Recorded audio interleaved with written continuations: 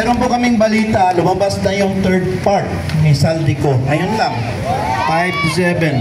At ang sinasabi po doon sa third part na yun, pabinalaan pala siya ni Martin Romualdez na huwag umuwi dahil makukulong ka, ipapatay siya sa kulungan. Yun pala ang revelasyon ngayon ni Saldico. Sige, kung gusto mo umuwi, kasi gusto niya talaga umuwi, bahala na raw makulong siya. Basta, sabi niya, sige, umuwi ka, hire ako ng tao, ipatutumba kita sa loob ng kulungan. Ngayon, may sinabi rin siya na tinestify daw ni Bryce Alcantara na amount na 21 million sa ICI, hindi daw po totoo yun.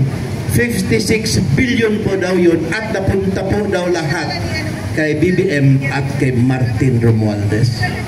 Hindi ko po maintindihan ano yung nasa ICI kasi pinanawagan po natin ang transparency. Public hearing, wala man na binigay. Siguro nakarating talaga rin kay Saldico kung ano yun.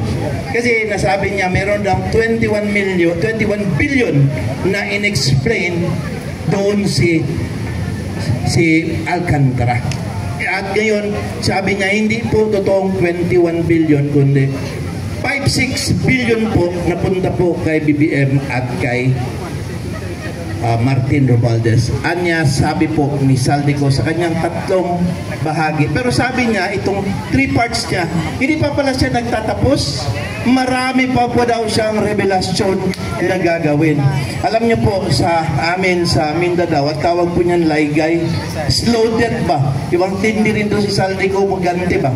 Slow death, tandahanin niya, tumbahin yung kanyang mga amo. Ngayon po ba, ang katanungan kasi, kung mapansin po ninyo ang depensa ng ating administrasyon, ay hindi natin ating administrasyon, kanilang administrasyon ni BBM, ang sabi nila, denial. Hindi naman kami, kung bakit niya in-expose, bakit niya sinabi sa SONA ni BBM, kung kasangkot siya. Alam niyo po, scripted na po yun, na gagawin niya. Yan yung tawag po natin na plausible deniability para mag-deny sila. Alalahanin po natin, bago po yung SONA niya, meron na pong pangyayaring sakuna, meron na pong mga nalunod, meron na pong na leptospirosis, mga gamit, mga bahay na nasira, mga sasakyan. Kaya maingay na po ang sambayanan, maingay na po tayo dahil nga nagsisimula na. So inunahan, nagsona, expose, gawa kagad ng ICI na ang sa ICI naman ang ICI hindi nagbibigay ng public hearing. Ngayon, ang baha na sa Cebu, ang flood control problem na sa Manila, nandun sa Davao City, nag-iimbestiga. At ang hindi ko maintindihan, bakit nandun si Magalong? Akala ko ba nag-resign na siya? Bakit siya nandun? That's a big question for us, Davaoenyo. Alam niyo po, nung pumunta po sa Davao City, pinipilit po nilang hanapan ng sira. Wala pong sira sa Davao City. Except for one, merong sira doon sa may river banda na flood, maliit na sira. Nung tinanong ni Magalong, bakit hindi yan inaayos? 2 taon na yan. Kasi po, hindi na si Duterte ang nakaupo. Kaya hindi yan naayos si BBM. Diba? Ang aming pong ma-apply over doon na nagbibigay ng traffic, na binabalandara po nila na grabe ng traffic sa Davao City. Totoo po, dahil hindi po tinatapos ng DPWH. Ginigipit po kami doon, kung maintindihan niyo po. Kung kayo dito ginigipit, grabe ang panggigipit sa amin doon. Walang nagsasalita. Ngayon po, kung hinihingi po ninyo lahat na Marcos resign, ito po sasabihin ko bilang abogado, 25 years na po ko litigation lawyer. Guaranteed speech po yan sa constitution natin. Basta wala pong sinabing magkuha tayo ng mga gamit, mag-alsa tayo, kunin natin ang gobyerno, bawal yun. Pero pag sigitang sabing resign, pipilitin natin, pwede po yun. Why? Because po, government authority resides in us. Sa preamble po ng constitution natin, we the sovereign Filipino people, imploring the aid of the Almighty God, to ordain this constitution. All government authority emanates from us, nanggaling po sa atin.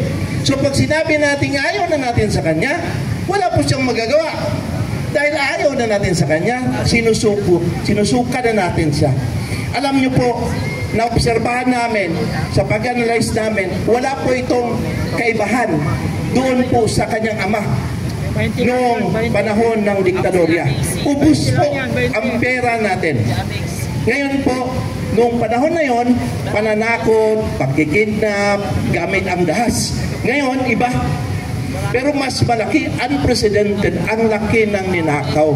Ang ninakaw po, sobra-sobra. And ang technique ngayon, manipulation, influence, at yung threat ng pagkatakot. Wala amang dahas, pero napakatalino ng script. Ang una po nilang ginawa, si Tatay Digong dinala sa Hague. Pwede namang inidalhin yung matanda doon. Harmless ba yun? Sabi nga niya, ipakulong niya ako dito sa Pilipinas, hanapin ko. Pero kailangan pong dalhin doon dahil siya po ang maingay dito at pinapakinggan nating lahat. Tayo po nandito tayo. Volunteer? Meron ba tayong nagbabayad sa atin? Wala volunteer ito pagpunta natin. Dahil nga po kailangan natin, minsan lang po sa buhay natin. Minsan lang po. Ngayon lang po natin hingin sa ating buhay, magsakripisyo lang tayo ng konting oras. I-demand for the resignation ni BBM at saka yung mga lahat ng mga kasamahan niya. Pag magawa po natin yan, tandaan po, baka po makalimutan nating lahat. Sige tayo, demand ng resignation. Dapat po protect BP Sara.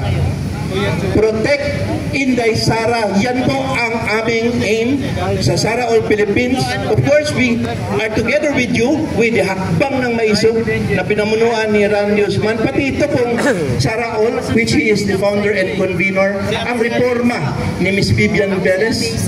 Lahat po tayo dito, iba-ibang grupo sa Angeles ni Pastor Jerry. Lahat po tayo nagsasama-sama para dito. Pero kami po, wag po kayo mag-worry. Nakatago na po si Inday kasi meron pong dinig na security reasons. So, no problem. We have to continuously protect her. Kasi pag hindi natin siya maprotektahan, itong ginagawa natin, walang paputunguhan. Kasi sila na naman ang gagawa ng paraan para maglagay ng tao na gusto nila para lalong nakawin ang kaban ng ating bayan. Mga kaibigan po, no, mga kasaraol, mga kamaisog, mga kareforma, lahat po sa ating lahat, gusto ko po maintindihan ninyo na ang sitwasyon po natin hindi po ito yung loko-loko lang. Galing po ako ng Davao City, nagpunta ako dito kasi gusto kong magsalita. Ni minsan, nakikinig po ang aking anak, ng asawa ko, sabi nila, bakit ako nandito? Pasensya po, para sa pamilya ko, I have to say something dahil po hindi na makita ito. Hindi po totoong may corruption dito sa Pilipinas. Robbery in broad daylight. Nakawan po harap-harapan. Ang corruption po, kickback lang yan, 5%, 10%. Dito hindi. Nakaw talaga sa pera ng kaban ng bayan. Iyan po ang nangyayari ngayon dito. Ngayon, sa paggawa po ni Saldico, we have to take advantage to. Di ba napansin nyo, biglang nag-alab ang ating damdamin dahil sa yung pong ating paniwala, yung ating haka-haka, ating suspect, na karoon ng linaw ng katotohanan. Sa atin pong psychology po, yan po ang tinatawag na confirmation resonance. Confirmation resonance na kumpirma po ang ating panghinala na talagang may mastermind, hindi lang kay Saldico. Ano ang inaantay natin? Hingin na po natin na umalis na siya. Wala na pong reason. You see clear? Wala. Barking dog yan. Huwag na natin pakinggan yan. Ang mga depensa po na denial, yan po ang weakest evidence, weakest defense. Kahit sa criminal proceedings natin, pinaka-weak yan. Especially, walang mapakitang counter na dokumento, walang specific denial, kundi atakihin si Saldico dahil nagtatago at sasabihin niya na hindi magagawa yun dahil siya nag-expose. Yang klase pong depensa po, hindi yan makakasolusot. Para lang po kayo, para sa mga lalaki dito, pag sinabing, bakit ngayon ka lang, nagtatrabaho kasi, hindi pwede yan. Dinaya lang? No. There must be proof. And mind you, the statement ni Saldico po, napakabigat. It confirmed everything.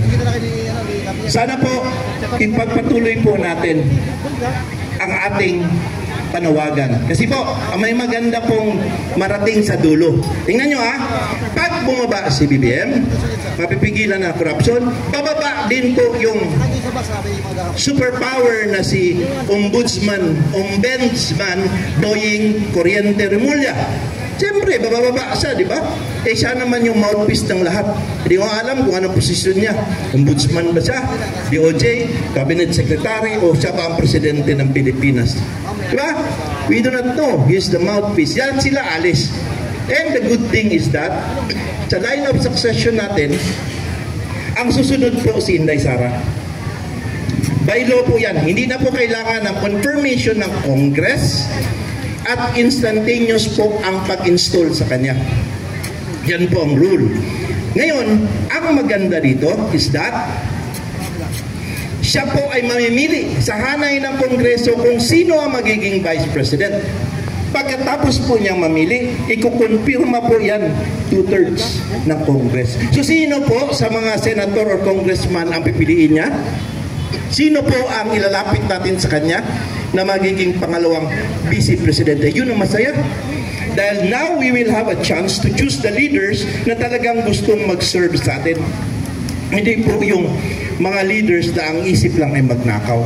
At ang tatlo po, pinakamasayang mangyayari kung bababa si BBM, maniwala po kayo, uuwi po si Tatay Digong. Kasi po, pwede na po natin i-demand sa kanya as a sovereign state, give back our president. We are a sovereign nation. Meron kami ditong justisya and sovereignty. Yung lugar nyo dyan sa Hague, we do not recognize that. Give him back to us. We can do that as a nation. And sana, bago po magpasko, kawawa naman si tatay, makauwi naman sana. Yun po, ang panawagan namin, yung tatlong bagay ng aspeto na yun. Sana, sa konting pamamaraan po, napukaw namin ang inyong damdamin. At ipaglaban po natin yung tama. Minsan na po, isang beses lang, tawag namin, one big fight, Marcos resign. Thank you very much sa inyong lahat.